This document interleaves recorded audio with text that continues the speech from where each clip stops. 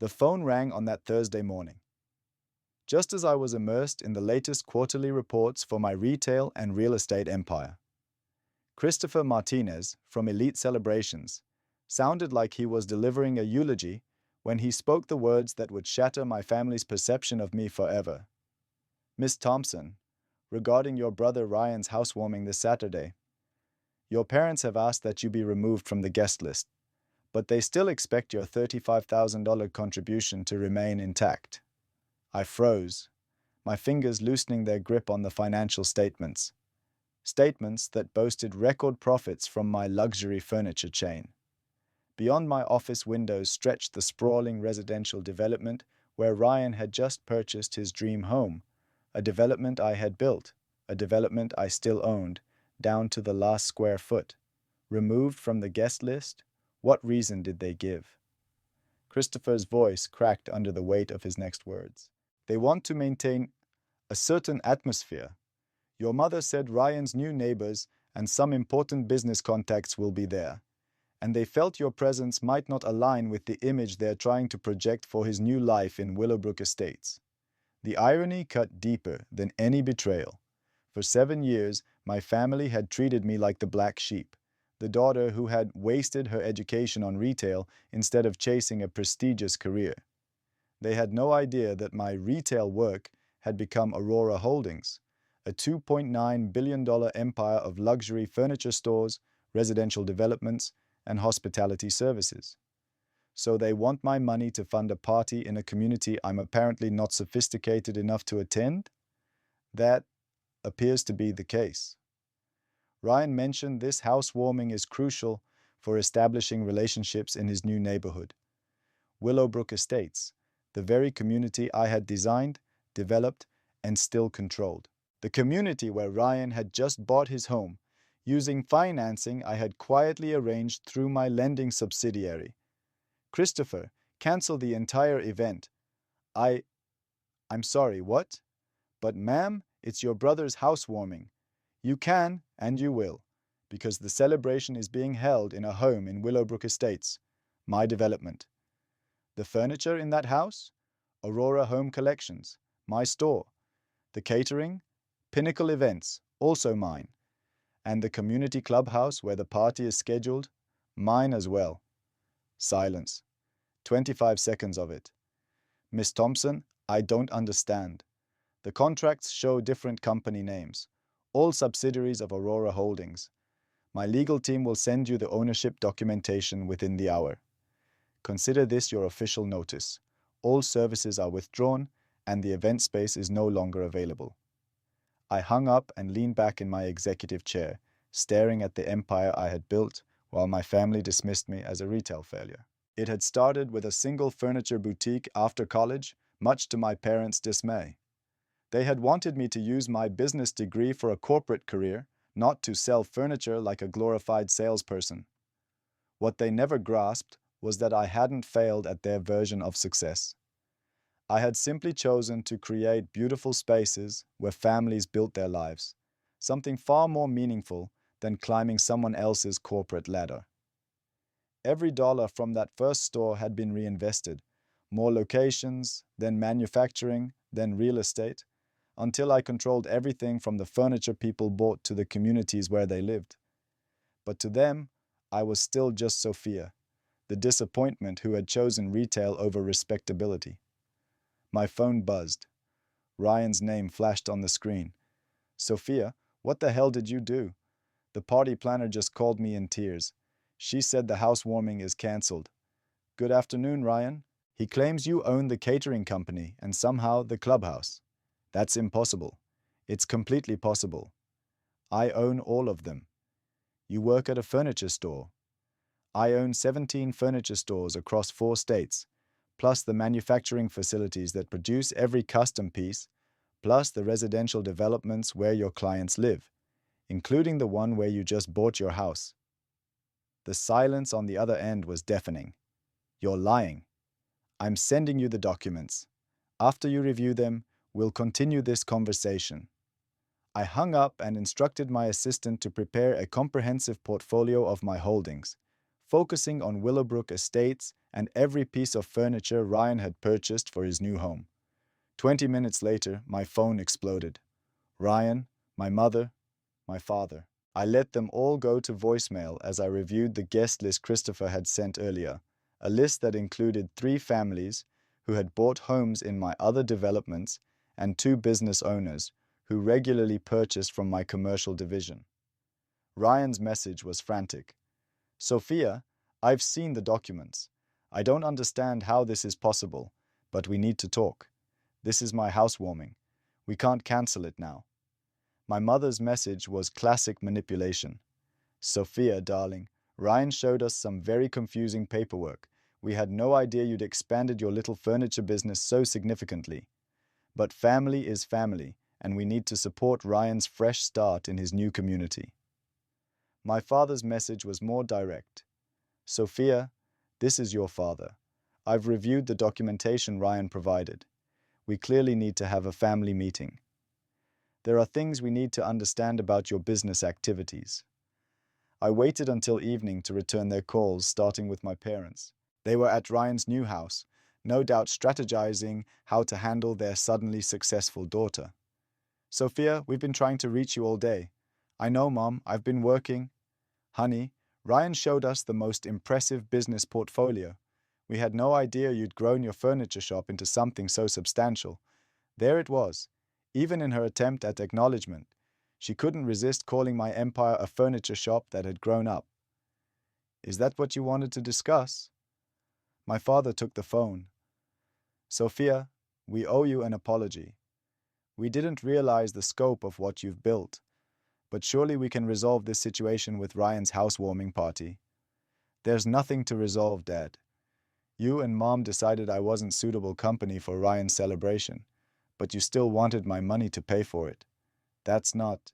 3 months ago, you asked me when I was going to stop playing store and get a real job with career advancement potential. You suggested I apply for management positions at department stores. The irony wasn't lost on any of us. My stores were out competing those department stores and winning.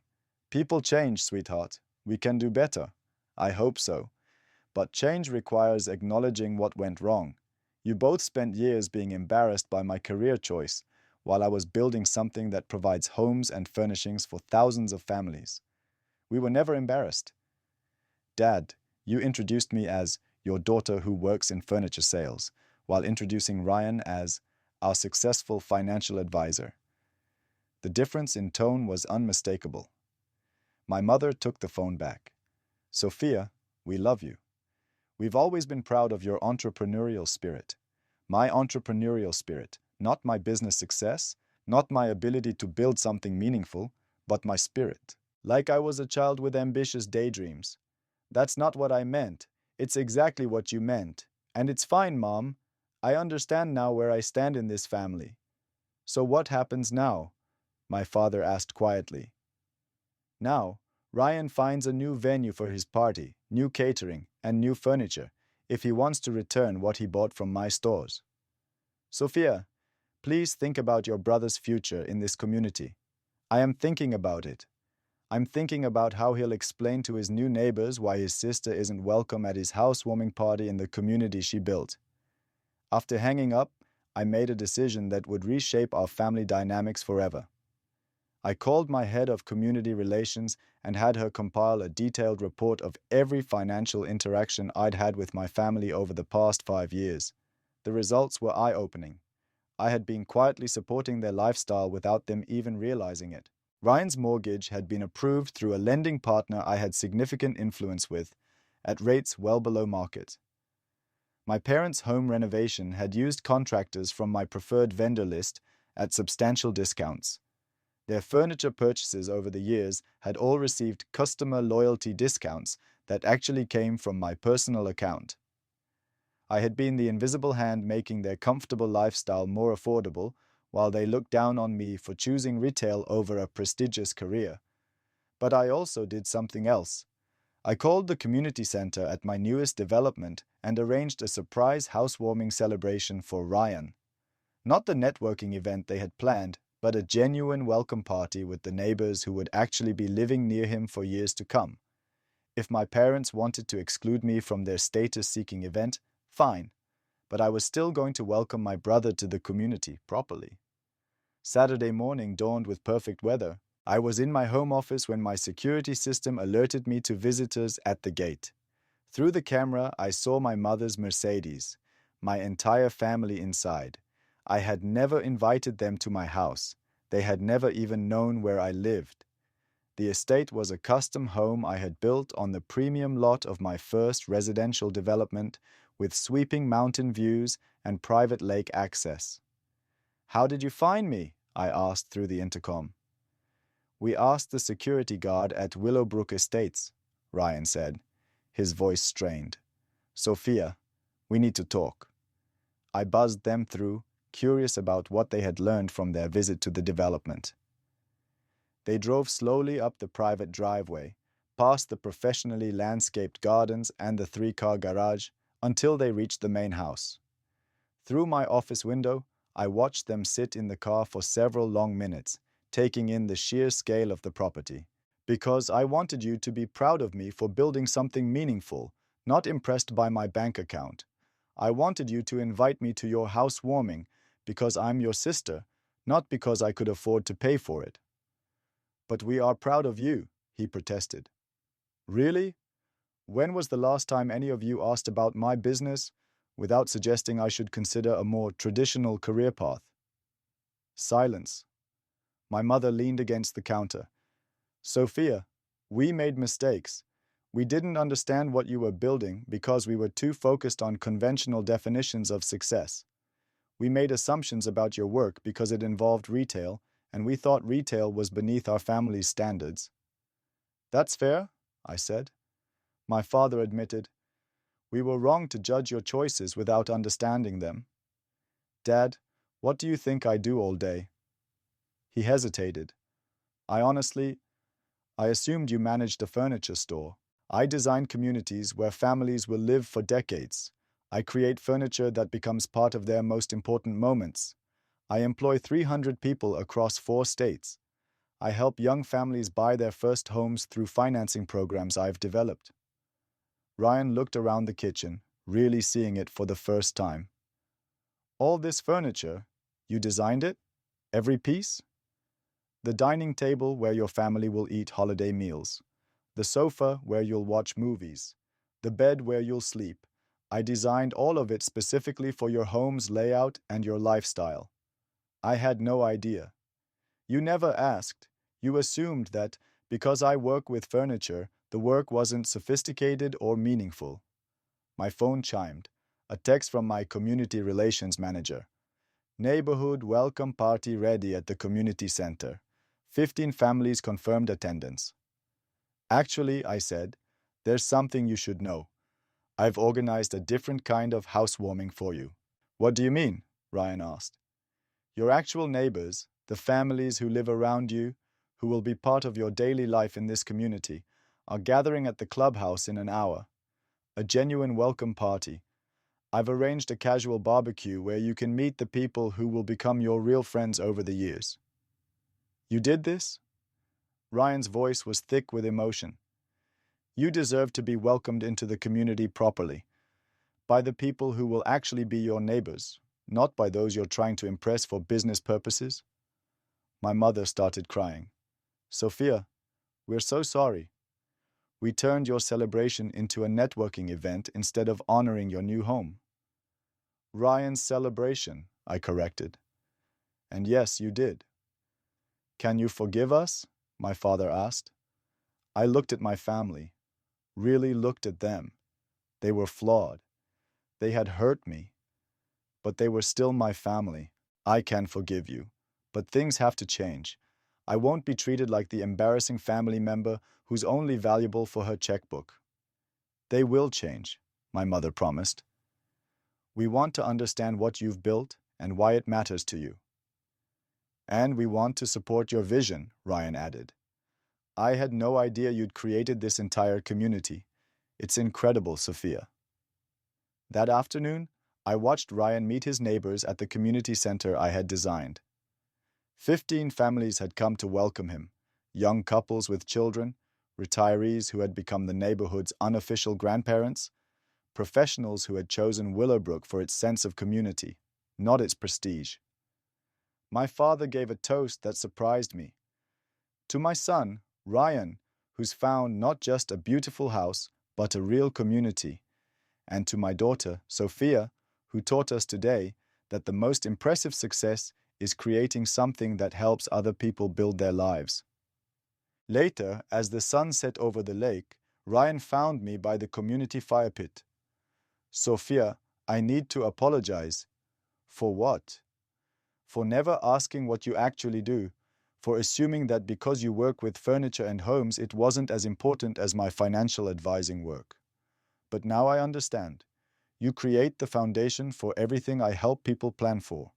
You build the communities where they'll live, design the spaces where they'll raise their families. That's more meaningful than managing investment portfolios. Both are important, Ryan, but they're different kinds of important. I want to learn from you about building something that lasts, about creating value that goes beyond financial returns. What are you thinking? Maybe I could help families in your developments with financial planning, not just investments, but helping them understand how to build long-term wealth through home ownership and community investment. That's actually a brilliant idea. My residents often ask about financial planning, especially the younger families. 6 months later, I was walking through my newest development with Ryan, who had relocated his financial planning practice to serve families in my communities. He had discovered that helping young families achieve home ownership was far more fulfilling than managing portfolios for wealthy retirees. The Johnsons closed on their house yesterday, he reported, consulting his tablet. That's the third first-time buyer this month who said our financial literacy workshops made home ownership possible for them. Excellent. What about the community center programming? Booked solid. The cooking classes in your demonstration kitchen are especially popular, and the kids' entrepreneurship program has a waiting list. You seem happy, Ryan. I am. I never realized how much more meaningful work could be when it's connected to something bigger than individual transactions. That evening, I had dinner with my parents at their house, something that had become a weekly tradition since the housewarming incident. My mother showed me photos from the latest community garden project, while my father grilled vegetables grown by residents in the shared greenhouse. Ryan seems to love his new work, my mother said. He's found his purpose. It just took him a while to realize that helping families build community wealth was more fulfilling than managing investment accounts for people who already had plenty, I replied. Like you found your purpose in creating homes and communities, my father added. It wasn't always easy being the family disappointment. You were never a disappointment, Sophia, my mother said softly. We were just too narrow-minded to understand that success could look different from what we expected. And too proud to admit when we were wrong, my father admitted. Ryan arrived with his wife and their toddler for dessert, another new tradition. Their daughter ran straight to me, excited to show me her latest art project from the community center's kids' studio. Aunt Sophia, look what I made for your office. It's beautiful, sweetheart. What is it? It's our house and all our neighbors' houses, and everyone is happy. That's perfect. I'll hang it right next to my desk. As I watched my family gathered around the dinner table, sharing stories and planning community events together, I realized that canceling the housewarming party had been the best decision I could have made. Not because it punished them, but because it forced all of us to confront what really mattered. Now, instead of being the family embarrassment who secretly funded everyone's lifestyle, I was simply Sophia, successful entrepreneur, devoted sister and daughter, and the person who had helped Ryan find work that fulfilled him. And that, I thought, as my niece showed me her drawings of the playground she wanted me to build in the next development, was worth every uncomfortable conversation it had taken to get here. The following month, as I stood in my office watching Ryan help a young couple sign the papers for their first home in my newest community, I felt a deep sense of satisfaction, not because I had proven my worth to my family, but because we had finally learned to value each other's contributions and support each other's dreams, without conditions. And that, more than any business success, was the true foundation of the royal legacy. When they finally approached the front door, my mother was speechless. "Sophia, this house is extraordinary. Thank you. Would you like to come in?" They followed me through the grand foyer, with its custom chandelier and floating staircase, past the great room with its floor-to-ceiling stone fireplace, and into the kitchen, which opened onto the outdoor living space, complete with an infinity pool and breathtaking mountain views. "The architecture is stunning," Ryan whispered, finally finding his voice. "I worked with the design team to maximize the lot's potential. All the furniture is from my collections." "Of course," my father muttered, his eyes tracing the custom millwork and built-in entertainment center. "Sophia, this must have cost—" "I own it outright. No mortgage. The lot was the premium location in the development. I kept it for myself." Ryan sank onto one of the kitchen island stools. "Why didn't you ever tell us you were this successful?"